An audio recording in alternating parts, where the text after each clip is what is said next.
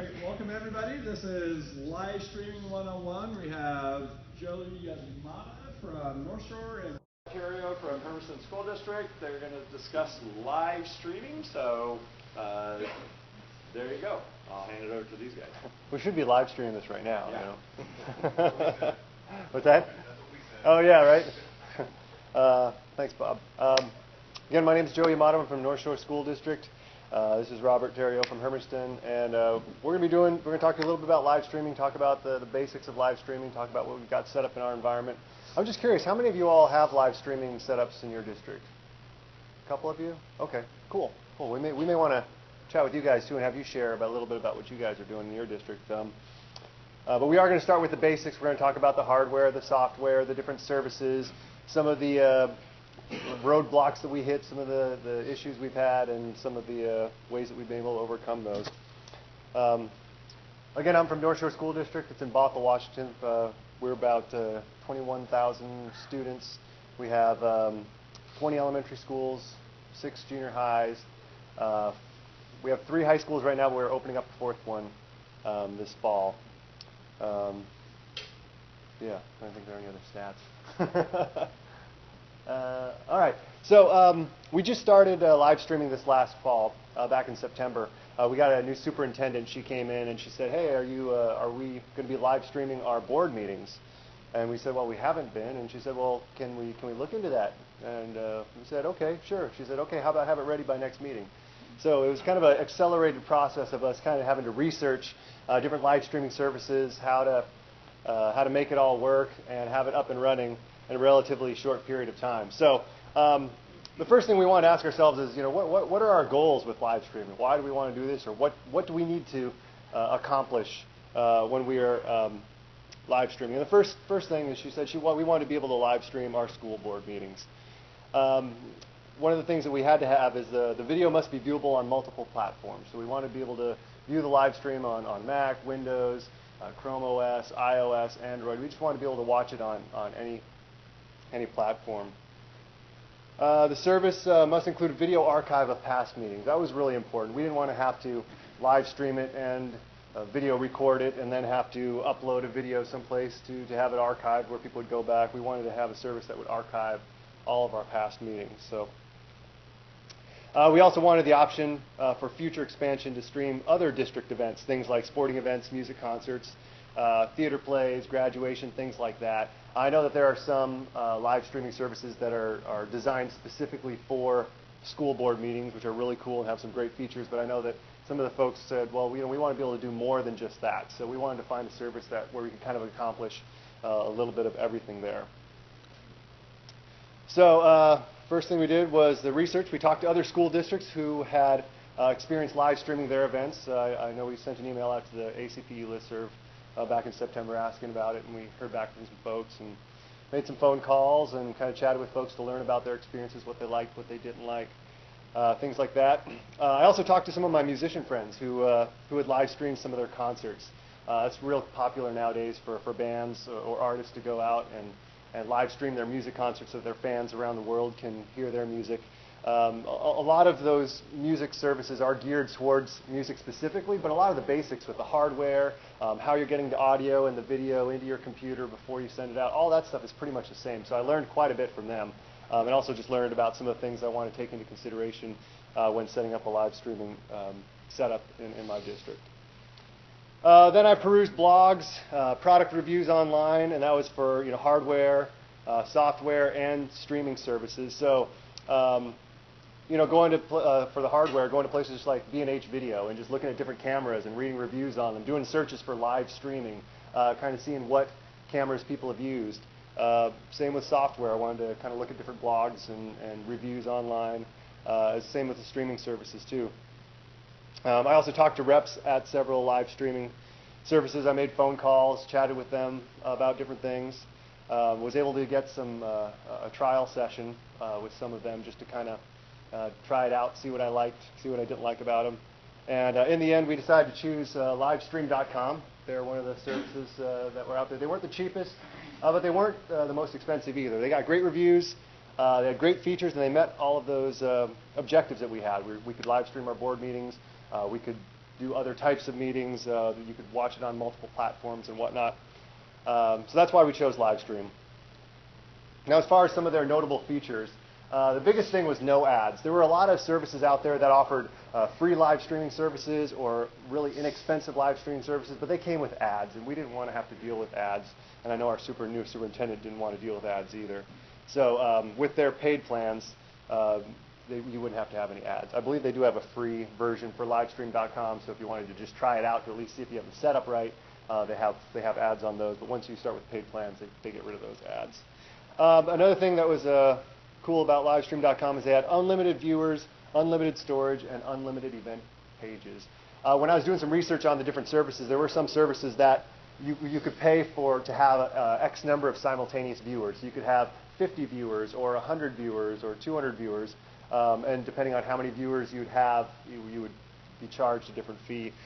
We didn't want to be limited with that. We wanted to be able to have as many as we needed, especially if we were going to have multiple events going on, even events at the same time.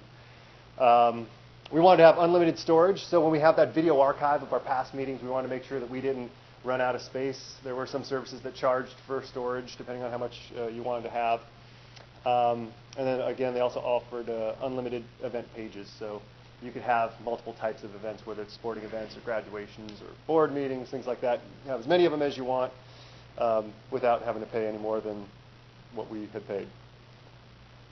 Livestream.com also had cloud recording. So what that was is basically when we're live streaming the event, what it's doing is it's actually recording the video in the cloud at the same time as it's broadcasting, which is really nice. Because in the past, before we were live streaming, we would be videoing the meetings.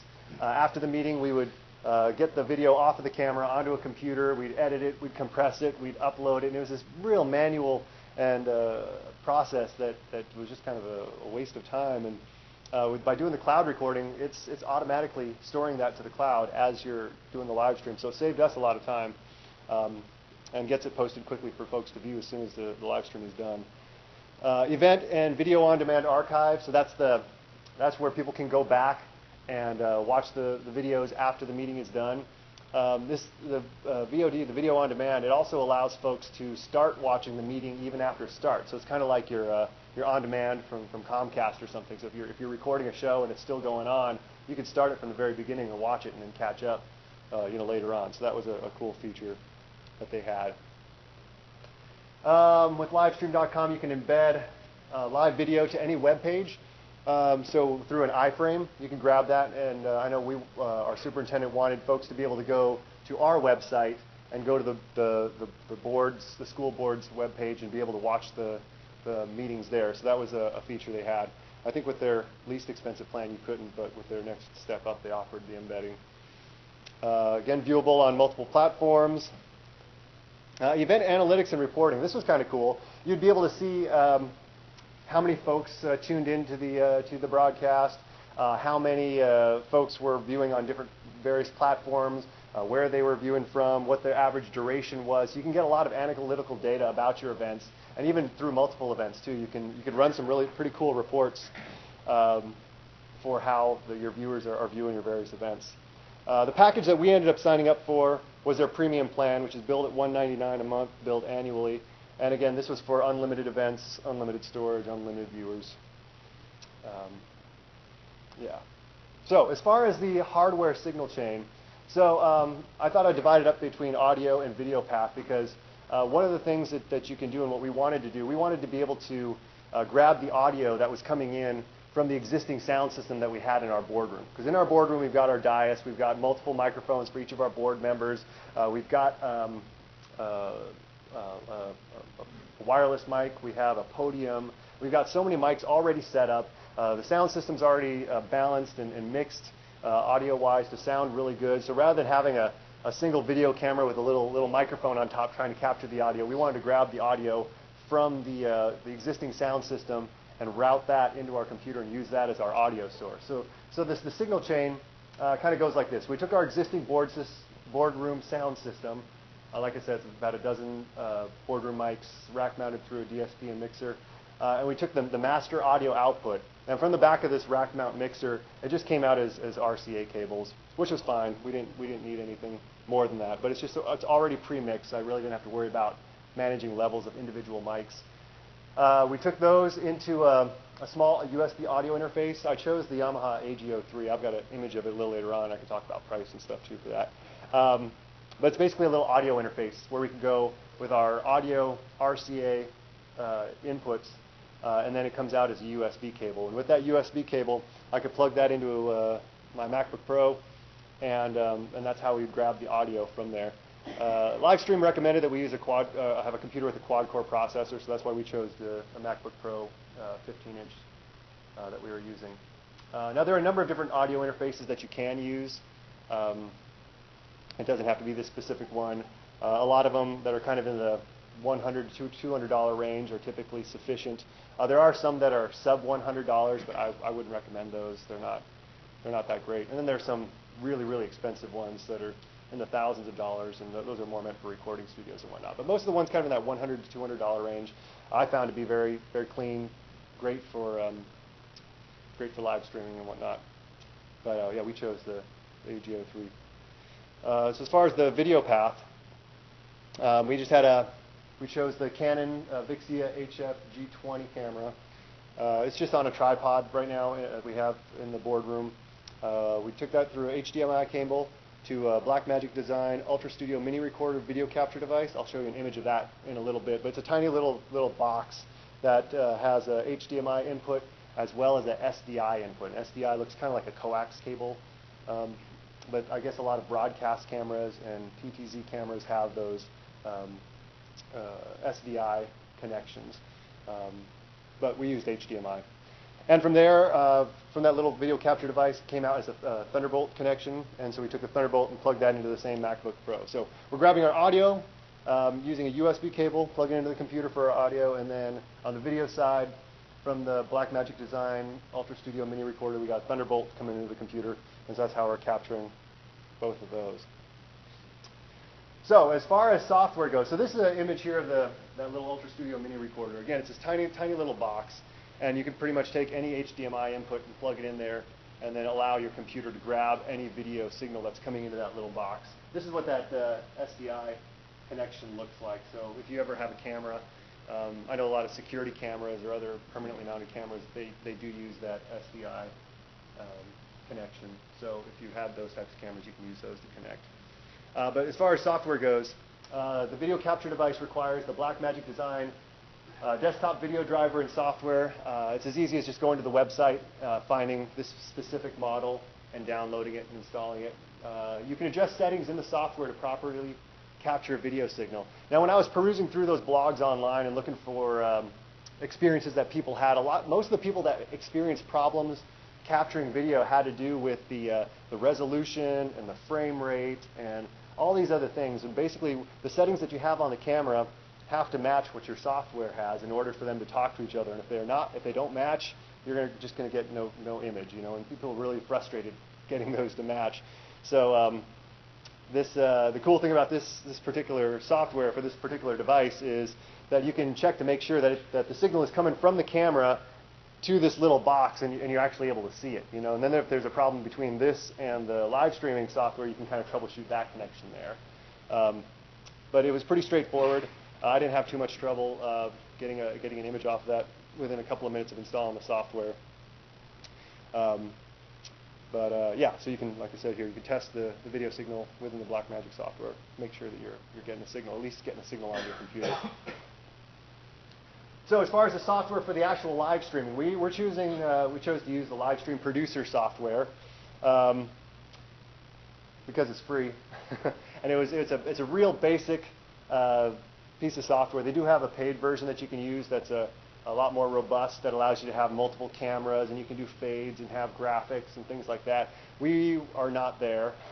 we were just getting started with live streaming, and we just wanted to be able to at least stream the meeting so people can see it, so people can hear it. So we didn't need all the fancy fades or the fancy graphics that we needed in there. So Live Stream Producer is the software, again, that we're using. Cost is free, very basic. Able to broadcast multiple quality streams. Now, this was a cool thing that I didn't think about when I was looking into it, but it's a really cool thing. Basically, when you're broadcasting it, there were some services that would just broadcast at one resolution, whether it was like an HD stream or whatnot. that would, maybe some folks who had a real slow connection wouldn't be able to view it. But with Livestream Producer, you can choose different rates that you're broadcasting, and you can even do multiple ones. So when we do it, we usually have one that's a real small screen size for folks to watch on a mobile device or whatnot, or folks who have a real slow connection. We sort of have a medium quality stream rate, and then we have an HD quality stream rate. So depending on the device that a person is using, depending upon the internet connection that the person has, they'll be able to view the broadcast, and it'll adjust. It'll show them the stream that best suits their situation. The ability to select independent video source and audio source. As I explained before, we wanted to be able to capture that audio from the existing sound system in the boardroom, and then grab the video from the camera, but not the audio from the camera. And this particular software allowed you to go in and say, hey, I want to go to the audio interface to grab the audio, and I want to go to the Blackmagic little box to grab the video source, and then you can mix those together. So this software allowed for us to do that. It must tweak settings to properly acquire video and audio. So within the Livestream Producer software, the first time you use it, there's again more of that tweaking, trying to make sure you get the resolutions correct to match what you have set on your camera. Same with the audio, and you can adjust the different levels for the audio. Within the software, if you wanted, you could even have music playing from within your computer and have that routed into this mixer that's built into the software. But we basically just wanted to have the volume set at a single setting that was grabbing the boardroom audio. But yeah, so you tweak it the first time you tweak it, then it'll save those settings, so you don't have to go in each time and do it. So the first time you set it up might take a little bit of time, but once you got it set up, it'll stay there. Yeah, it saves all the custom settings. All right, so here's kind of a little drawing of what that looked like. I tried to do it to the best of my ability, but basically you can see over on the video side, we've got our camera up there, and then that little blue line, imagine that being an HDMI cable, going into that little mini recorder box. And from there, we've got the Thunderbolt connection going to the MacBook Pro. And for the audio side, here we've got multiple microphones into a DSP and mixer. I don't have to do any of the settings on there since that's already set. We just have a master output RCA cable coming into this small audio interface, this Yamaha mixing board. It's got a USB output. We get that USB output from the small mixer into the computer, and we have our live stream software there. And once we hit go on there, it broadcasts live to our various devices. So as far as the workflow goes, whenever we are about to have a board meeting or an event, we log into the livestream.com portal and we create our event. So we'll call it like board meeting, Monday, January 5th, 2017. And then we put a start time and an end time. We put a description. You can upload a photo, a logo, kind of a description of events, where it's going to be happening, things like that. So once you set up an event and you save it, it creates an event URL. And that URL you could send out to folks, but that URL will link them to the livestream.com's broadcast page. But it'll also give you an iframe code too, and that's the iframe code that we use to embed into our district website. And we direct everyone to go to our district site just so that way they don't have to worry about the event URL or going to some outside site, because that's what our superintendent wanted. She wanted folks to go just to our website, not to go to some outside website. So we embed our iframe code to our website. Yeah, and then basically we just wait for that event date to happen, and once that time comes, we have all of our stuff set up, and within that livestream.com software, there's a big button in the middle that says Go Live. We just hit Go Live, and it goes. There's about maybe a 20 or 30 second delay that we've noticed from it being actually live, like we were watching it in the room on an iPad, versus what we're seeing in front of us. There's a little bit of a delay, but yeah. So after the event is done, one thing that I didn't know about, but I thought was kind of cool, is that there was a local MP4 movie file that was automatically stored on the MacBook Pro. So you kind of have a local archive that's created automatically. Again, saving us time from before where we'd actually have to copy that off of the camera.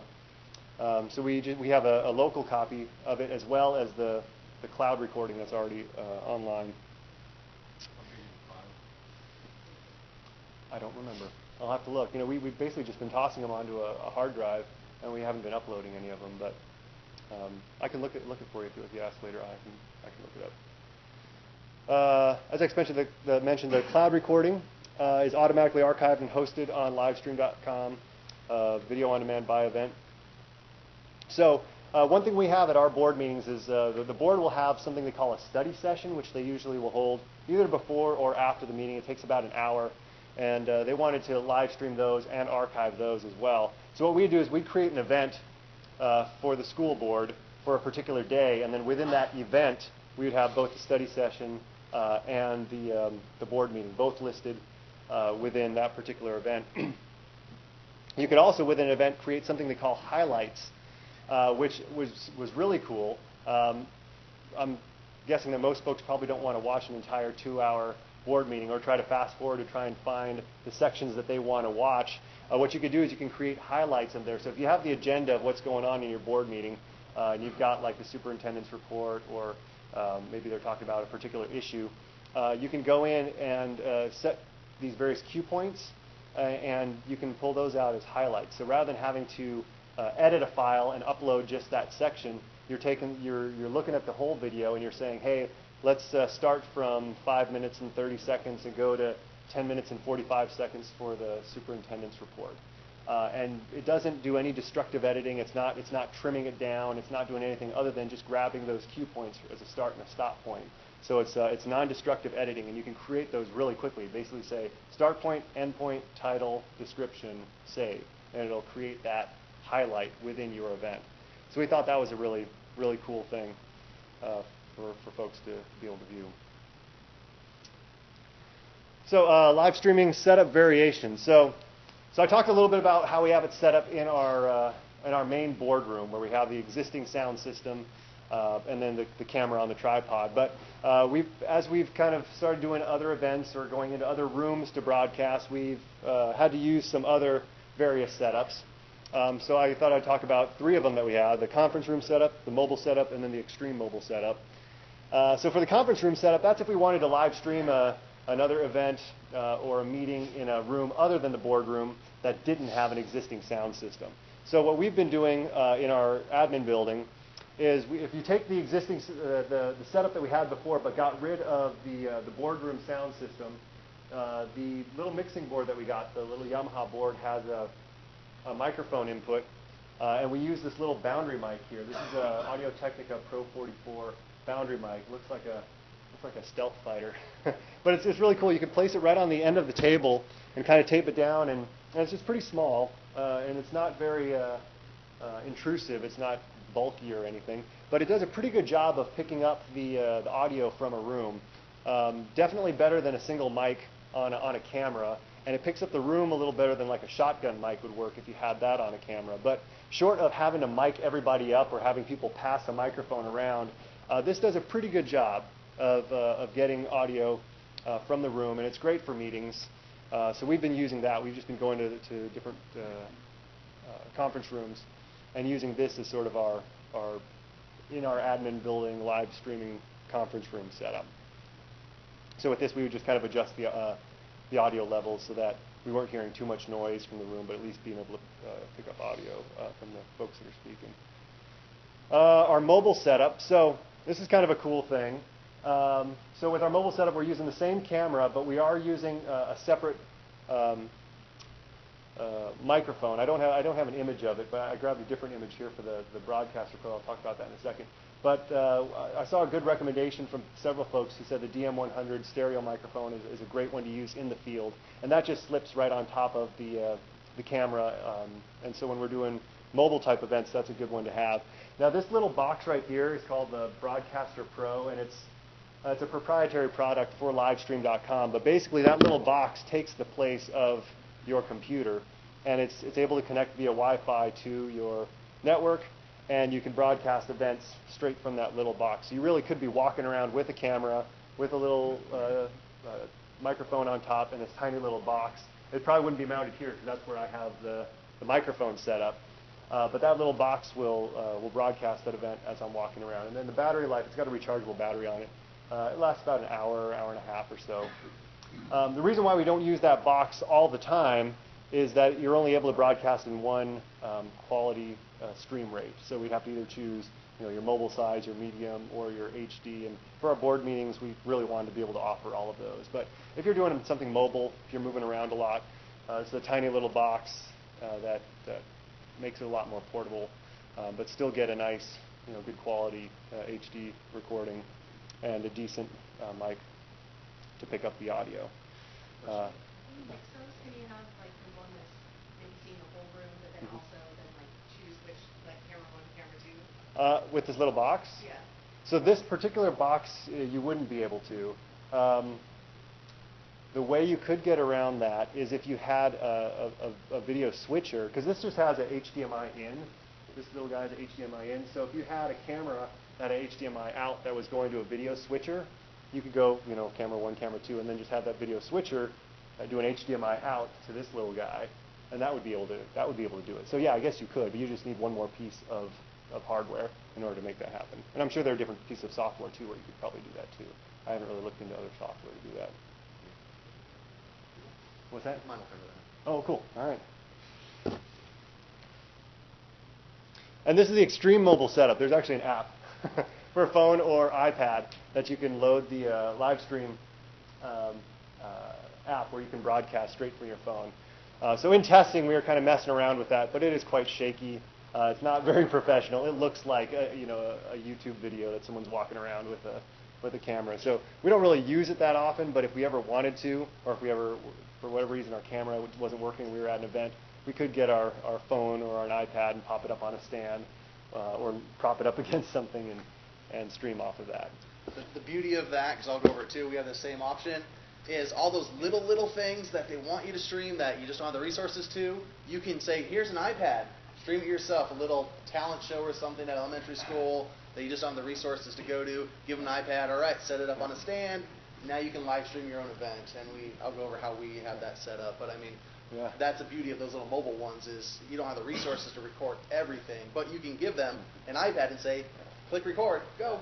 Yeah, and that's the whole training thing too. If someone sees a camera and all these microphones, they might be a little intimidated. But you give an iPad, they'll be like, oh yeah, I can. And we do for trainings as well. So. Yeah, it's great. Is there an Android app too? I don't know. Yeah, It's a definite maybe. check. A definite maybe. So here are the different pieces of hardware that we've added to our setups. So we've got the camera. These are all prices that I got off of B&H about a couple weeks ago. So they're probably pretty close. So the camera was about $800. Video capture device, the little thing that we go HDMI in and Thunderbolt out, that was $137.75. The little USB audio interface / mixer, $149.99. It's the Yamaha AG03.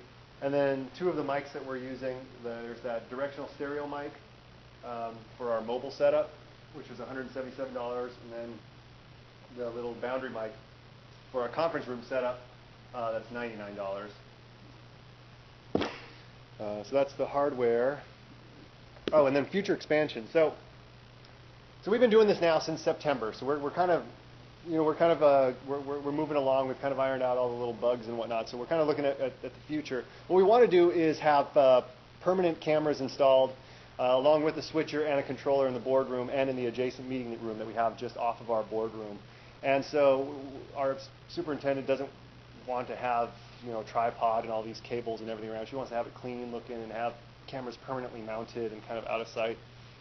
So we're looking at getting PTZ cameras, which are pan, tilt, zoom. They're the ones that kind of they kind of move around and whatnot. A lot of conference rooms have those for like Skype meetings and things like that. Or there's some security cameras too that have that ability. But they do have some that are designed for broadcast or for live streaming. So we want to get maybe one or two of these in the boardroom. An RS-232 camera controller. That's the controller that will have a little joystick where you can move those cameras around. And a lot of those, from the research that I've done, a lot of those you can have set with different presets. So we can have preset number 1 be the entire members of the school board looking up at the dais, and then preset number 2 might go over and zoom in on the superintendent, and then preset 3 might be over to the podium and zoomed in on the podium. So we can have a couple of these different presets, so that way you don't really have to have someone who is a director that's telling folks to pan these cameras or move in different areas. You can just have a person maybe just hit 1, 2, 3 or things like that to make it real simple. Then there's the broadcast camera switcher, and that's to have the ability to switch between various cameras. So not just one camera with different presets, but the ability to go between multiple cameras. So we need some sort of switcher to make that happen. We also want to add additional systems and train additional staff to live stream other events around the district. As I mentioned, we've talked about doing graduations and sporting events and music events, plays, things like that. So we want to add more systems and get more folks trained. Since what we're paying for live stream, we're allowed to do unlimited events. We can have a whole number of systems doing events even at the same time. So what that expansion of the boardroom kind of looks like here, this is a diagram that I grabbed online. It's not exactly what I was hoping to find, but I couldn't find one with PTZ cameras. But basically what we're hoping to do in the boardroom is have multiple cameras. So here I just have 2 of them. And a lot of the PTZ cameras and a lot of the professional broadcast cameras use that SDI connection. So that's why it says SDI over there for those cameras. But then we're looking at various rack mount switchers that are available. And with those, basically, you'd have either SDI or HDMI inputs in the back. And then on the front, you could have different buttons that would allow them to go from one camera to another. There are some versions that also offer software that connect to this switcher, so you can do fades and other stuff. From that rack mount unit, you can go out into the Ultra Studio mini recorder and then to the computer via Thunderbolt. So it's almost from this point on, it's pretty much the same as what we're doing now.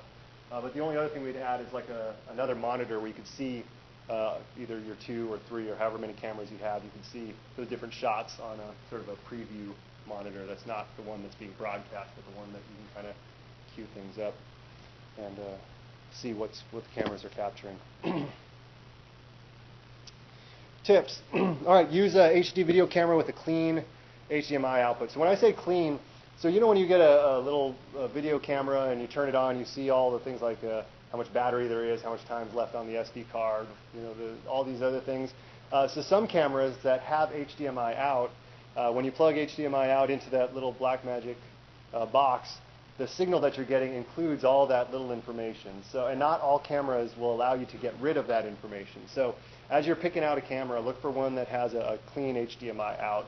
And if you read a lot of the reviews online, a lot of folks talk about that. They'll say, don't use this, it doesn't have a clean HDMI out. So that's something that you want to keep into consideration when looking at different cameras.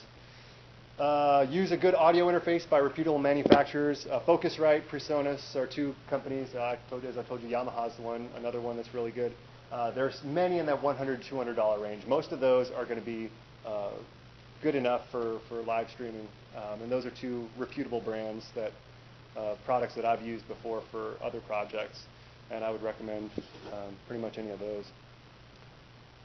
Be sure your video capture device is compatible with your streaming software. So I know on livestream.com on the website, in their knowledge base, they talk about the different video capture devices that work with their service and their software. That little Blackmagic box is one of the ones they recommend. And it looks like that Blackmagic box is used by a lot of different services. Blackmagic Design is a company that makes a lot of different video capture devices, and they seem to have something for everyone. So that's one thing you just want to make sure is that compatibility between your capture device and your streaming software. And then be sure to have a fast internet connection. If Wi-Fi is spotty or not robust, plug in via Ethernet. All right. Any questions for what I have so far? Yeah. When you're doing the 3 stream from the boardroom, yeah. How much bandwidth does that take? That's a good question. I don't know. I'm sorry. I can find out for you though. Shoot me a message. I'll find out for you. I know. Actually, it talks. I think in the software. I don't know if I have the software loaded on this computer, but if I do, it tells you how much. I'll look into it. Check with me after the presentation. Any other questions? I was curious about your analytics. How many viewers Not many. Tens? No, more than tens. It was more than tens. Less than 100. What we found, though, is that a lot of people do go back afterwards, and the analytics do show when people come in and view things later on. So they'll show like who's viewing live and then who's viewing the video on demand. Together in your district your size, what kind of viewers for the average meeting are that, like a couple hundred or less? No, it's more than 100, probably 200 to 300. Not a ton, but more than I thought. I was expecting 10. But I'm pleasantly surprised to see a lot more. Some folks are saying that they're interested in some of the things that the school board's talking about. It's just, it's at 4 p.m. and folks come back from work. They don't feel like going to a board meeting. But from some parents that I've talked to, they said, they can go home, get a glass of wine, be making dinner, and then just have the live stream going on next, and they can kind of listen to what's going on. One thing we did find interesting, though, is that some people were listening to what was going on during a board meeting, and they wanted to comment on something, and they saw something that was being talked about, and so they jumped in their car and drove down to the board meeting and were able to make their comment because they knew what was being talked about. So I thought that was kind of interesting. So, any other questions? All right, well, I'll turn it over to Robert. Oh, yes. And with the video mix or the live stream, Yeah. the video, are you able to insert files like presentations? You can't insert presentations in the free version. What you can do, though, and we haven't done this, but you're able to kind of do almost like a picture-in-picture with what's on your computer. So if you had like an image or I don't know, maybe a PDF of the agenda or something, you could have the live stream come down into a small little window and then show your computer what's on your computer screen and have that being broadcast. We're not doing that, though, at least not yet. But we are looking into more advanced software that does allow for actually having a separate input where we could be able to do multiple images. Maybe you can kind of have one image on one side and one on another. But at this point, we're still very, very new to this, and we're just getting into it. And but I know that those you can definitely get more features with the more expensive software. Yeah. It's $199 a month. Yeah. Another option is OBS. Have you guys considered that? Things like that. Have not. It's free. It's also free. And what he was asking, we have been able to research PowerPoint presentations. So it allows you to switch between, like you were saying, different cameras. You have a camera. Mm-hmm. Switch to your software. Yeah, cool. Yeah, I know. I mean, so livestream.com will allow for that. It just depends on whether they want to use their paid version of their software or not. And at this point, we're not doing it because they have something called Livestream Studio, I think is what it is, and that allows for multiple inputs and the whole graphics. Where you can type in names or different things and whatnot. And I think it will allow for PowerPoints and stuff too. Yeah, cool. I'll have to look into that. Any other questions? Yeah. As far as like the training side of it, have you considered bringing in students as part of training towards the smaller events such as high school students? You said you are. We do use students. We do use students, especially when we do 2 cameras, which I'll get into. We'll have the students man the second camera, whatnot. So we do use students quite a bit at our schools. Yeah, absolutely. There's sometimes we don't even go to some of the events because we got kids that are competent enough. So. Anyone else? That's probably the same kids that used to, wheel the giant carts with the big TV and the VCR on it. Same kids that are now doing the kids we hire for interns. Yeah, right. All right, I'll go and turn it over to Robert then. Thanks. So, I'm Robert Terrio from the Hermiston School District.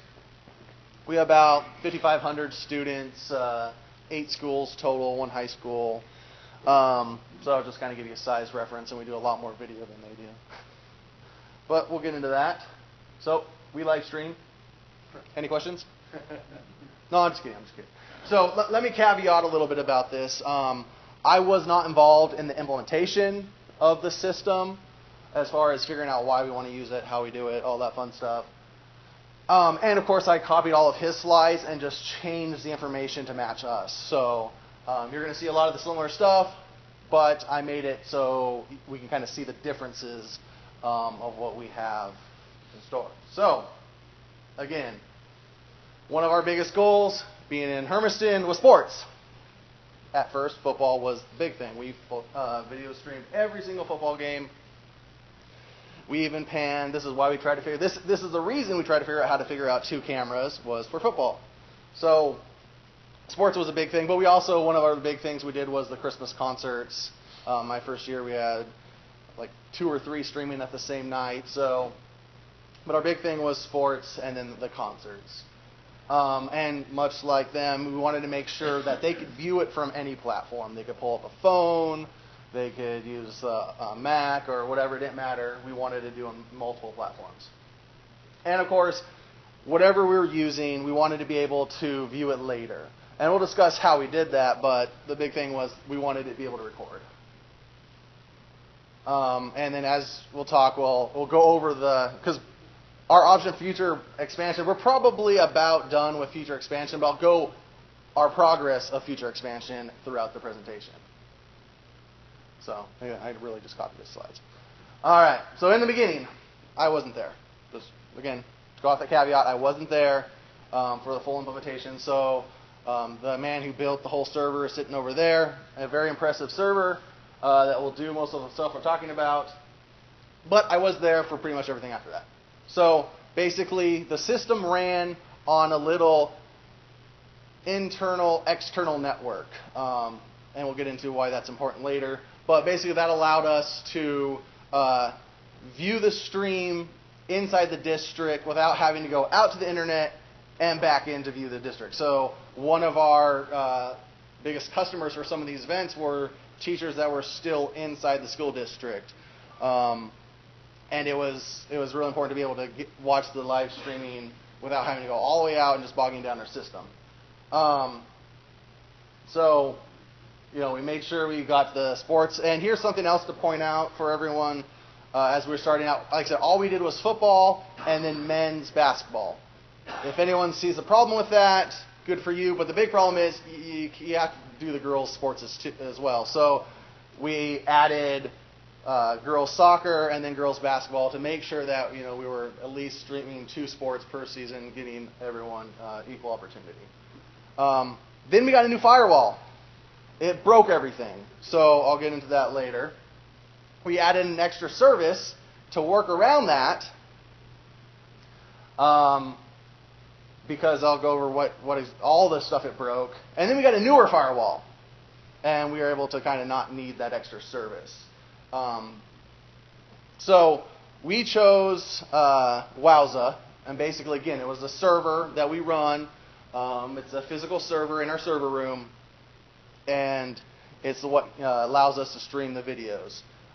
So as I talked about the firewall, when we got the new firewall, it broke our little internal network. So the teachers could no longer just view the video straight from the server. They had to go out to the internet and back down. Well, that new firewall we got didn't have the bandwidth to be able, it only had like 300 megabytes. So the teachers couldn't go out, come back in to the server that was literally a couple miles away from them. They had to go out to the internet, come back down to it. So it didn't work very well. So that's when we got the Descast as a backup.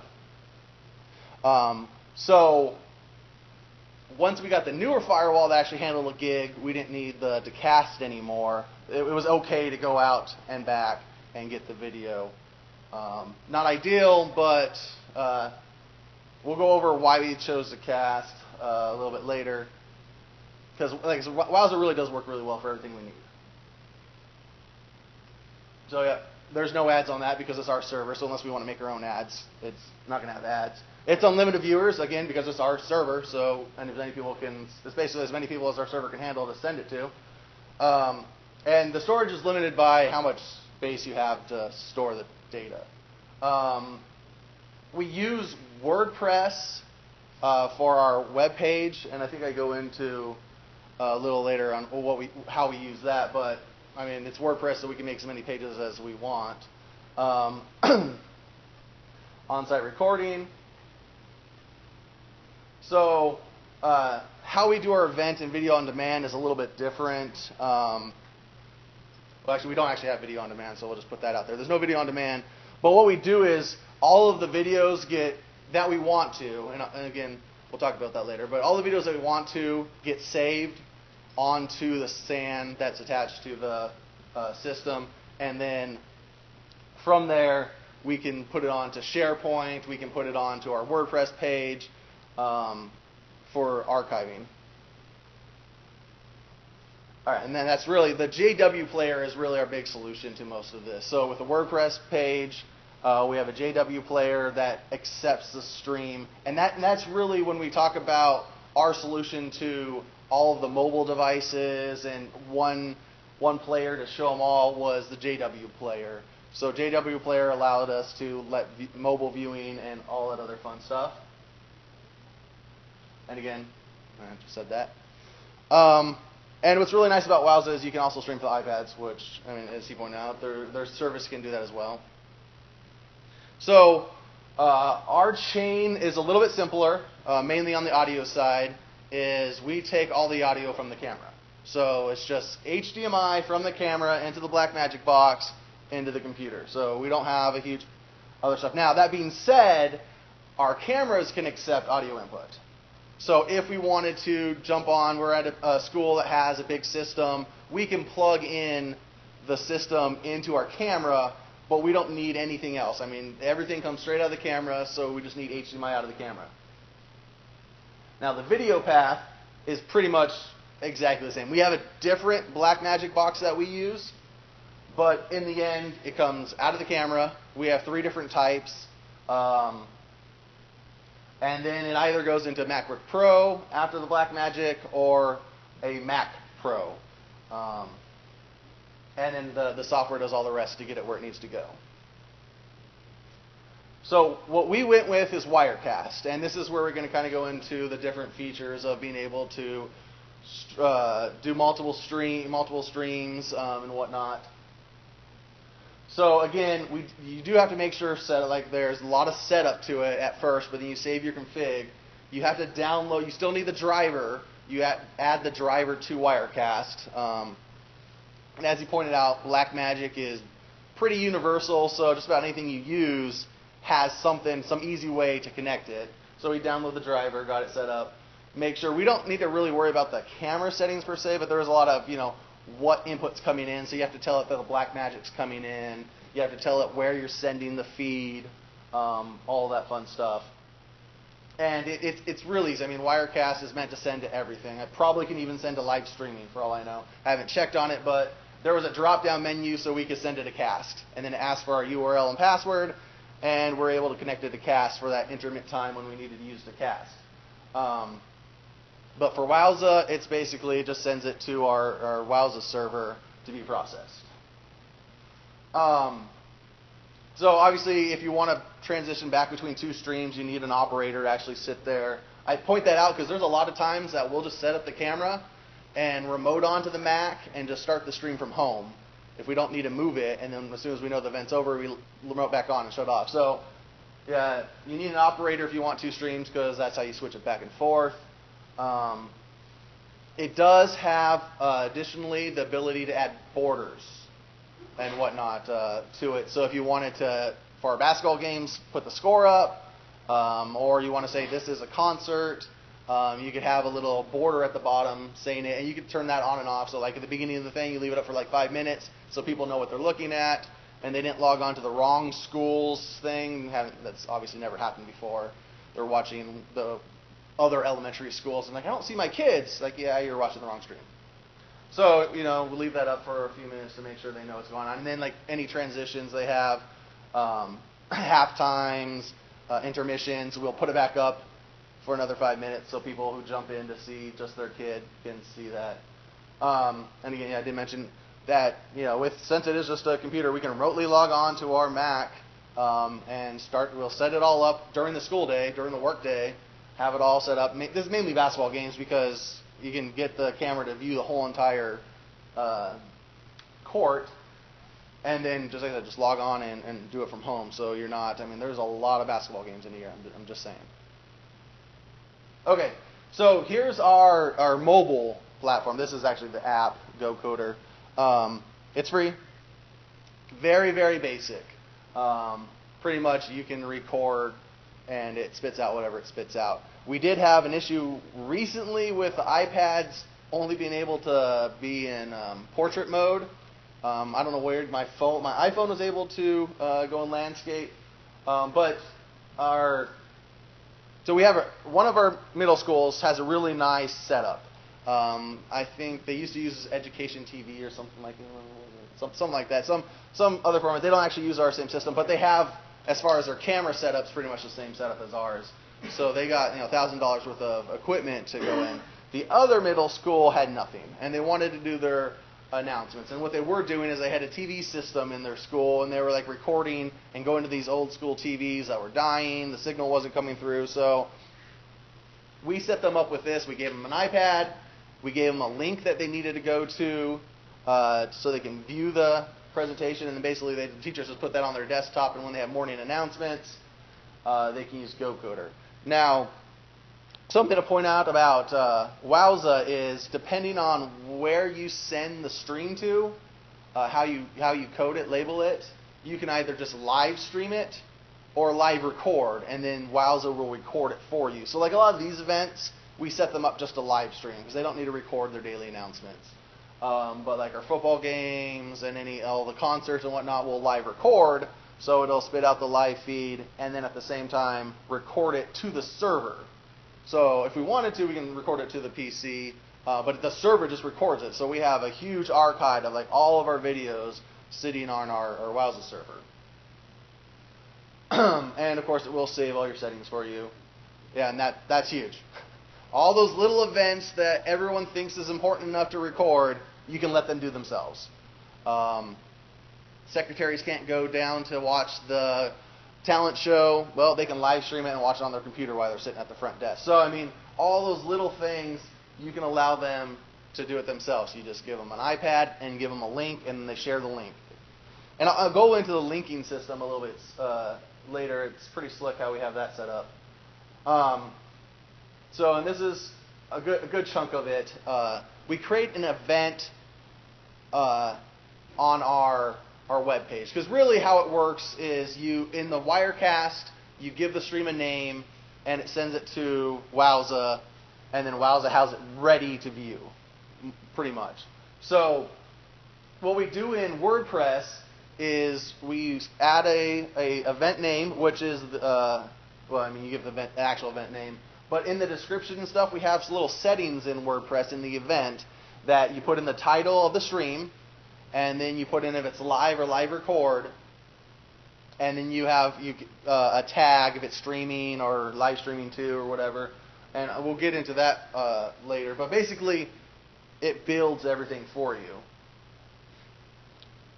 Okay, yeah. So one live streaming to Rule of Mars. So basically, on our WordPress page, we have hermiston.k12.org.us/live streaming, and that's it. One page. Everyone goes to that one page. However, in the actual code, if you have any of the get statements, you put question mark live stream equals and the name of the stream.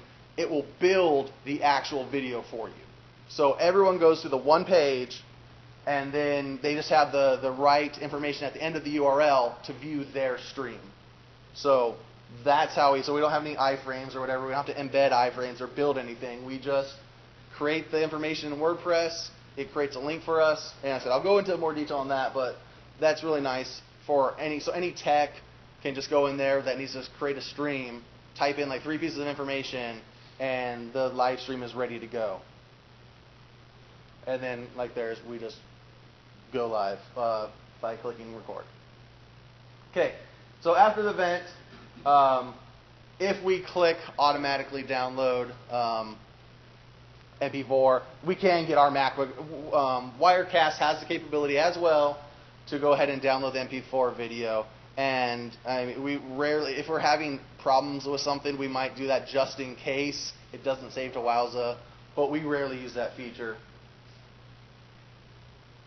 And this is what I was talking about. If you tell Wirecast to send to live record instead of live, it will record it to our site. And then we do have a few steps. It's not auto magic like theirs for the live streaming. We do have like a few steps that we have to do to add it to WordPress. We basically just add it to a playlist. So it's like 3 steps for us to actually add a video to our archive on the district site.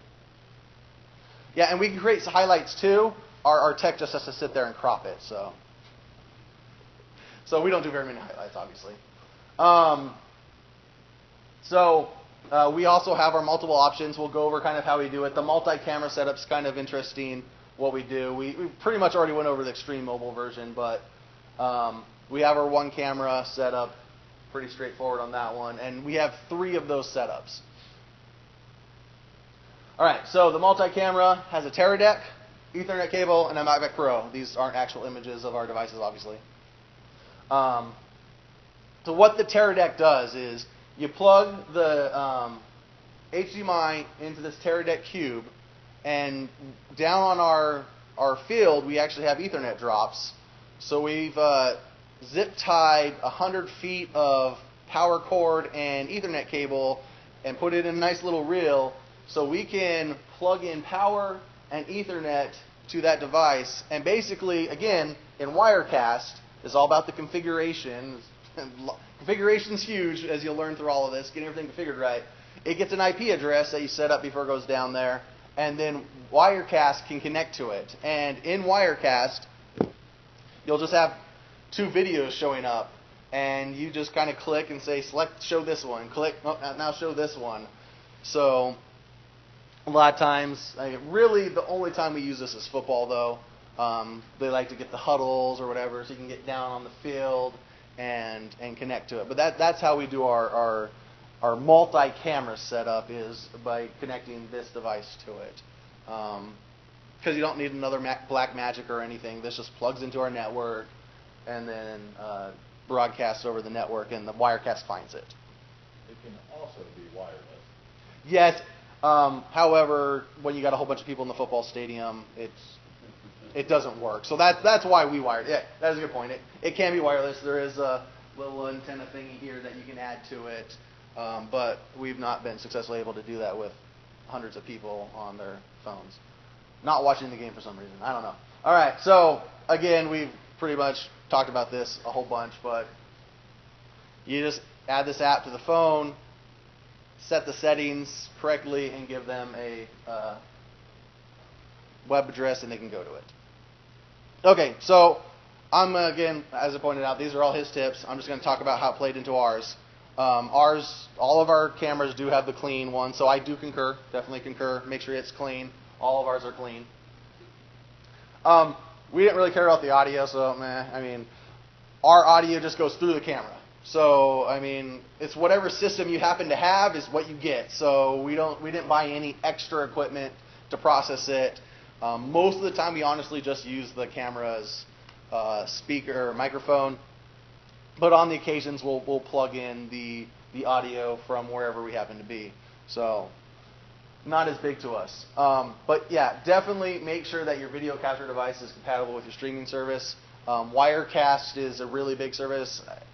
I think the software is like $600 to $1,000, just depending on what version you get, if you're updating to the next version, all that fun stuff. But it does allow you to do a lot of different stuff with the switching, the borders, all kinds of little neat things you can add to the stream before you're sending out.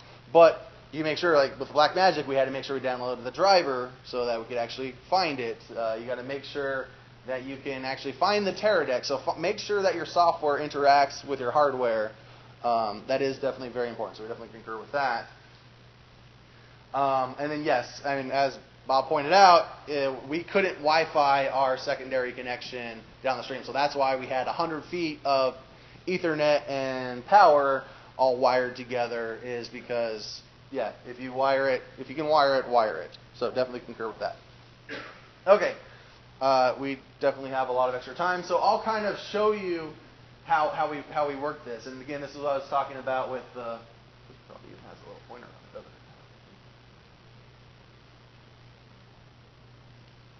it? There we go. All right.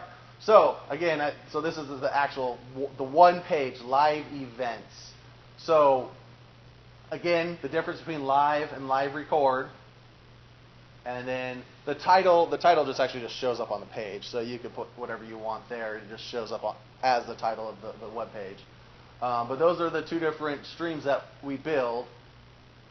And the whole setup is the JW player plays these streams,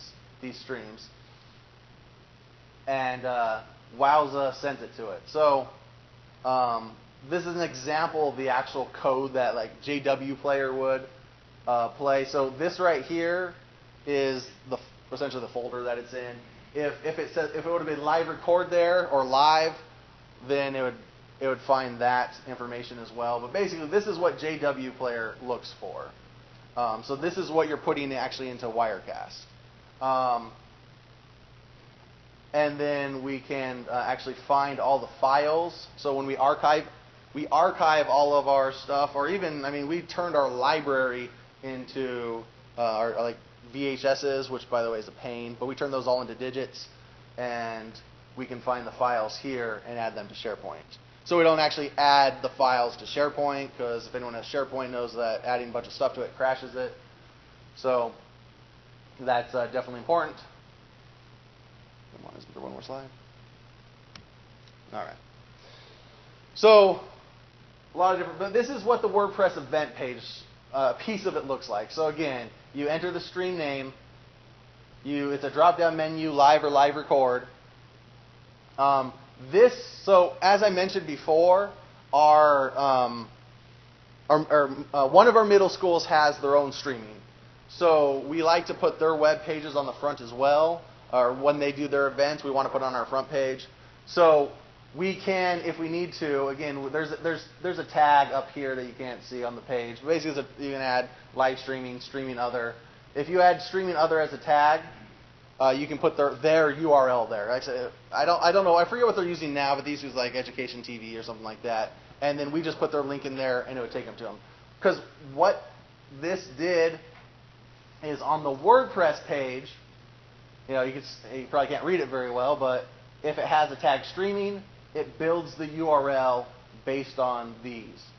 So again, you can see, all right, stream type equals event name, blah, blah, blah. So it grabs all of this information and builds the URL for you. And it puts that on the front page.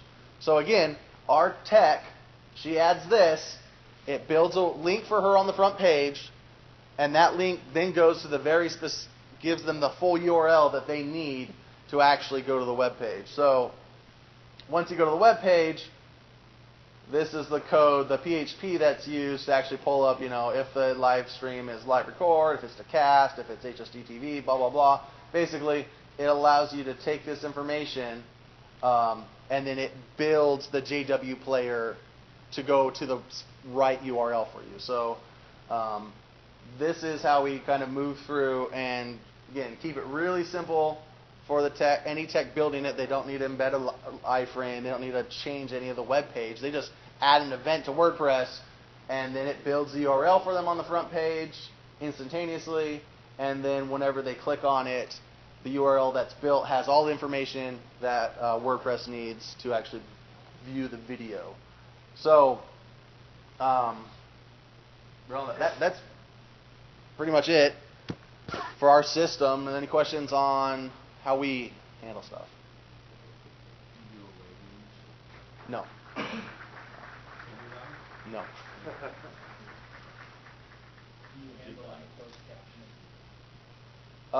That's a great question, and no. So that is something that probably is going to come back, and we'll have to take a whole bunch of archives down until they fix that. But no one's complained yet, so we're keeping it all up. But yeah, we have heard about that. We don't have any captioning on our systems. But one big thing about Wowza is you have to be an internal network for it to work. So I don't really know. I mean, we probably could configure it, but it's not configured right now to take external streams. So plus, again, our tech already complains how much she has to record, so I don't think she'd want to go somewhere else. Yes? So do you have a camera? And are your games, you said you use the mic on the camera, so you not have a camera talking during the game? Again, the camera has plug-in audios, so if, for example, that they were going to, they're broadcasting the game, telling what's going on, we just plug it into the camera. It posts through. And we do, Wirecast does have the capability also. We don't use it as much to take an extra audio input and use that as a thing. But the problem like that, there's delay and stuff. If it doesn't go perfectly, then... You still pull in the radio feed? Yeah. Does that go through the... That's what you're talking about. Does that go through the... I mean, Again, I'm not the actual operator of this. Did that go through So for the football games, our local AM radio station broadcasts the announcement of the game. So we just got a little AM FM receiver, plugged that into the camera, Okay, and then fed the feed attached to the video, even though it was separate. So they had an announcer at the game, but we were kind of set the camera in such a way that you couldn't hear that too often. And the AM broadcast was a heck of a lot better than the local guy doing it in the sound booth below us. So it worked really well. But again, everything plugged into the camera. So we just whatever audio we needed to grab, we just plug it in the camera and it goes through for most of the stuff. Yes. What cameras do you use? Yeah, I don't know. We have, huh? Is it just like a mini jack or is it like RCA? HDMI to get out. It's the inputs. It's the microphone ones. Oh, the XLRs. The XLRs, there you go. I'm not the audio guy. One of them was an FX 1000. The Yeah. other was a Sony that had interchangeable lenses. So you get widescreen. They're all Sony. But one of them had no.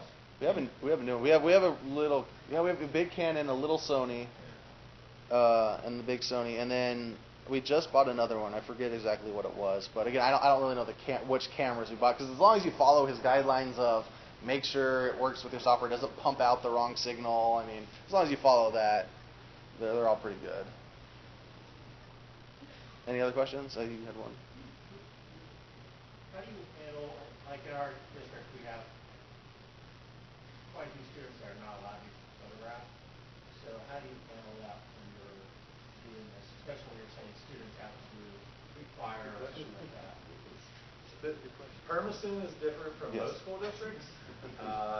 They don't really give a crap about Yeah. that stuff. And I'd say, Rick said, Eastern Oregon doesn't really give a crap about that. And neither do the parents. So It's kind of opt tell out. the student not to walk in front of the camera. Yeah, I think our privacy policy says something about photographs specifically away from different cameras. So yeah, we just video record. So we don't have little blurred faces on either. Any other questions? So I'll share my story. Yeah. We're a small school district, and I have a student-run broadcast club, and we've been streaming for about 5 years, and we get about 100 games a year, and other community events and stuff like that. And my biggest challenge is talent. The students are the talent, but I have some parents that step up every once in a while and call them semi-pros.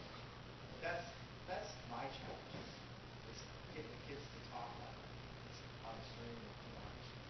And we're into the biggest switch and all that sort of stuff. It's super easy. Open broadcast, we've been able to use that. Right now we use a proprietary service, the NFHS network. We started off with live stream. With sports, you got to worry about all the overlays, Yeah, commercials, and all that sort of stuff. It was just too complicated with live stream, so we had to just repackage NFHS network. We pay a little bit of a fee, and they broadcast all the stream. And then they give you all the overlays and a nice simple platform to stream from. Well, we've outgrown that, so this year we're multicasting. We're sending out, we're using a product called ACPEnw, which is free for schools. It's a commercial product that we use. And we multicast to YouTube, Facebook, the NHS network. We didn't even multicast to live stream. So what's that called? XSplit. XSplit. Open broadcast is almost identical to what we just talked about. I think XSplit is actually built on a different broadcast platform, but it's a little more robust and secure. We just got to ask for it. And we use Wirecast. I mean, we already paid for it, so we still use it. But same thing. You can send it all different places. YouTube. There were a couple times we were testing it. We sent it to our Wowza and to Cast at the same time. Yeah, so nice. I mean, yeah, just send it. It opens up the viewership. With the closed system that we have with NFHS network, we noticed that our numbers weren't as high as what they were when we were just doing live streaming. So people have to create an account, and they can watch for free, but just that extra roadblock to create an account. Yeah. And then now that we're multicasting, our numbers are if you can get it to the social networks, they'll a lot more people for some reason. Yeah. I know the live stream, you can also do the Facebook broadcast as well. There's little check boxes you can check to see where you want to send your... There's a lot of software out there. It's just a checkbox or drop down to get you to send it to an extra spot. You just use your login and send it out. And you could do it cheap. We did it with nothing. Our cost was absolutely nothing. We took cameras, used crappy video converters, just capture devices. We can stream 4 streams. We have 4 clips. And on occasion we'll take it on the road, but I call the school ahead of time and make sure that but we usually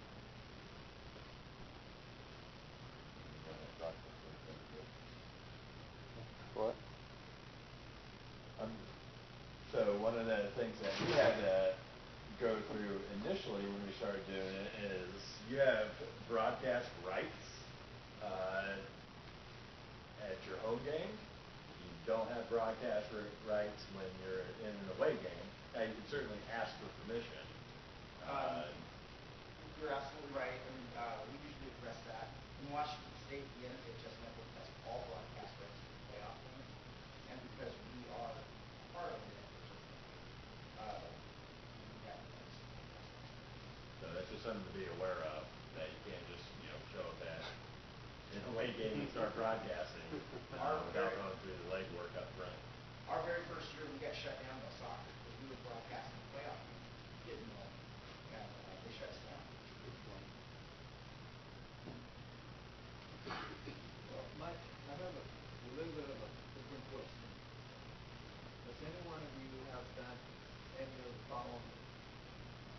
Doing one live feed, splitting it into 2, for the purpose of saying one in English, one in Spanish. What I have to do actually set up 2 cameras, do individual live stream feeds into one Facebook channel. What I'm looking for is to split the video stream into 2. I don't know if anyone has done that. Just like your black magic devices, there's a ton of them that will split. Yeah, 1x2 or 1x4 or 1x8. I kind of looked into that, but I was looking for a different, more cheaper solution. They are expensive, but they're really tried and true. Very tried. I mean, we think there's software out there that takes a video in, you can take 2 audio imports out, and just sends it out 2 different ways, same video, 2 different audios. But Wirecast might be able to do that. I've never tried it because we don't normally have the secondary language coming in.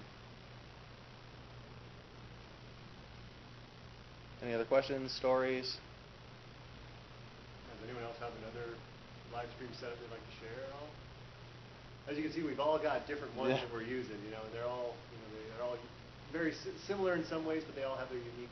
Any gotchas, stuff you've learned? I mean, pretty much the system's a system, but there's stuff that you run into that, someone else might be running into. I did visit a charter school that was doing it, and for audio, they were setting up Yetis for area capture, because certain Yetis have different zones on the camera you can select audio-wise, depending on how much of a range you want. So you can do the whole gymnasium or directional through one mic. So they found the Yetis to be pretty useful. Just been using YouTube Live the last couple of years for a few different graduations, and trying to do 2 different cameras by having, putting one on the field and one in the crow's nest, and so somebody will every time walks by and shuts the laptop down on the field, because we're back down to one camera and one audio. Yeah, that's what's nice about just being plugged in with the camera to the Ethernet. That works out really well for that second camera. It just goes to one device, or you even could go to a second device up at the booth if you needed to have 2 different devices. But that's kind of nice about what that little Terra deck does. It just pumps it over Ethernet to you. It's not necessarily live streaming, but the recording option is simple as Chromebook with a screencast button.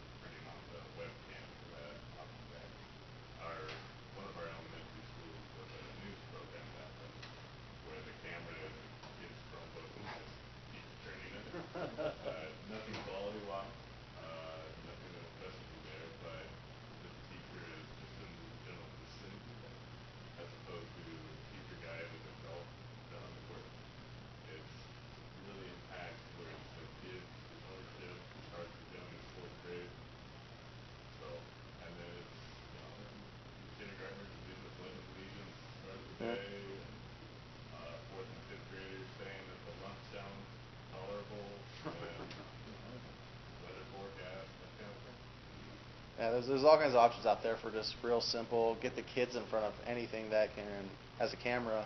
They probably find a way to get it to a web page, like YouTube or Facebook. We looked into a bunch of those as well. But once we found GoCoder, it worked out great for us. So we didn't actually have to use any of those. But it is funny looking at the analytics when you see something come in from like place in Europe or Russia or something. I didn't think people were that interested in our board meetings. But some alumni. Yeah, right.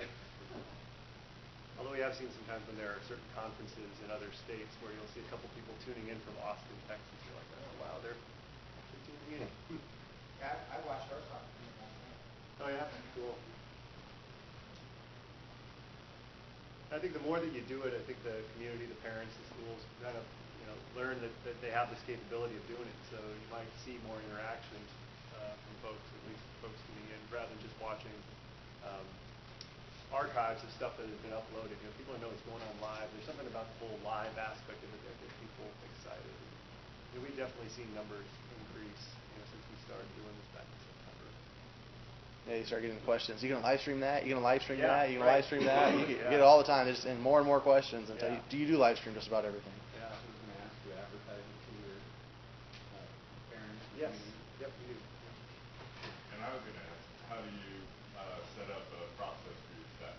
So the colleagues that are asking, are you going to live stream that for our graduation?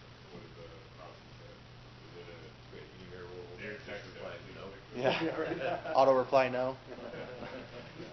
No, I guess. Yeah, right. Yeah, well, a lot of tickets. So we just have them put all of our stuff through our ticket system. It'll come in, and then we'll just determine if it's a yes, we'll live stream, or hey, here's an iPad, go for it. So. The way that I'm working on that angle is to set up another case on WordPress as a request form. Okay. And the teacher, whoever requests that, goes in, and there's automatically being shown where location, whether the audience, type of event, and what they anticipate that they will come and take this and prepare something for the next one. So I'm building that angle. So all that will be tied into the help desk ticket to talk to the Yeah, just some system. I mean, if we did something like that, probably be on SharePoint for us. But I mean, our help desk. So far, our help desk has worked. They just go in and say, hey, I want this live streamed, and most of them are big things that are already on our schedule anyway. But it's always good to get that ticket, because if it doesn't hit our schedule and they're like, hey, we need this live stream tomorrow, and you're like, what?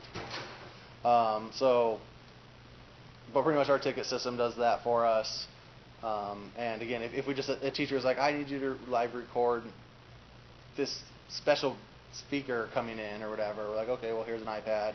We have some swivels that we can put up there as well to use that system to record it for them if they just want it recorded, or even you can still use the GoCoder app and a swivel together. It just you don't have to use their app on a swivel. So we've done that before. Put a GoCoder on a swivel and let them do a broadcast all by themselves on a swivel. So those are options too. Just it kind of means what your manpower is, and a lot of that questions. Do you have the manpower to record everything, or are you going to fix their computers? I mean, normally it's more important to fix the computers, but. Do you have any kind of displays, maybe in the office or the entry, that shows these live captured events? So we just switched over to Chromebits. So if we want to, and actually what we actually do is we have it in when we do our basketball games, there's TVs over there with the menus. So we'll take one of those TVs and stream the basketball game. So as they're coming out of the basketball game to get some food, they can see the live streaming. But basically, since it's a web page, Chromebits, go to the web page, full screen, and you can stream any. Does somebody have to initiate that, or is that a scheduled activity? For now, we haven't actually purchased the management for the Chromebits. So we have wireless keyboards plugged in all of them. So an office staff just comes up, changes the tab over to the live stream, and then when it's done, goes back to whatever was displaying and full screens it.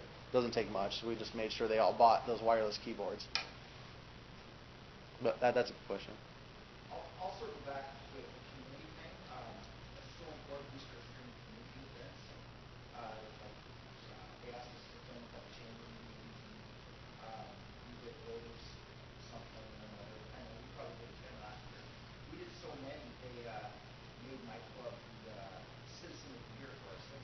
And that brought in revenue. Now we're running commercials here in all of our streams. We have 10 solid sponsors that all have video commercials. And it's all about reaching out. We're able to reach out. That's really cool. It helps a lot, especially if it's involved.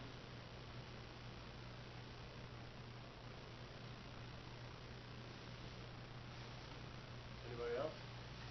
Questions, experiences? Only because we got time. Yeah. The comment came up about kids that can't have their pictures taken. Our attorney has told us that we have to ask that question. So we have a number of kids. But when we know that they're involved in the activity, when the secretaries are processing the registration form, when that kid is flagged and they know they're inquired, they'll actively call them and go, hey, you know you won't be able to be on this video, right? And the parents usually go, oh, I had no idea. Take me off it. I don't want that active. It's usually an overreaction by the parents. You check that. And if you just ask them to explain, they usually go, no, take me off it. Kid has to wear a mask to the concert. Well, if they held their ground, we would not record the event. But it's nebulous whose fault was it? And does that cover video, or does it specifically say photographs? Image. Well, So it does it's cover federal law, so it's any identifiable image. If they're not in a huge group image where you can't make out the students or people, Or shot over the shoulder from it's behind. considered identifiable. So it puts you at high risk. I know our district, what we did was we went away from opt out on the registration forms to where everybody has that, and then they have to actually, to opt out is a separate form and letter. So they have to attach a letter to this form and send it in. So I think, I could be wrong on our numbers, but I think we only have like 4 kids in the district with 17,000 students that are like that. So this puts a little bit more. Usually just in that scenario, I had a parent catch me this summer, and I'm really concerned about my student having a Gmail account, so I think I'm going to check that box to say they can have it. I was like, well, that's great, but your son's probably going to fail middle school because everything's done on a Chromebook in his classes. So you can choose to do that, but I would probably not suggest it. Parents just need to come to realities nowadays that it's a digital world. You can't fight it anymore.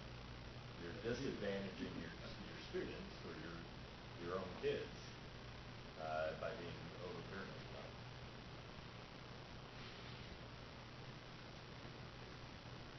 Anybody else? All right. Cool. Well, thanks so much. We'll be hanging around here if you guys have any other questions. Thank you. Thank you. Good job, guys. Good job.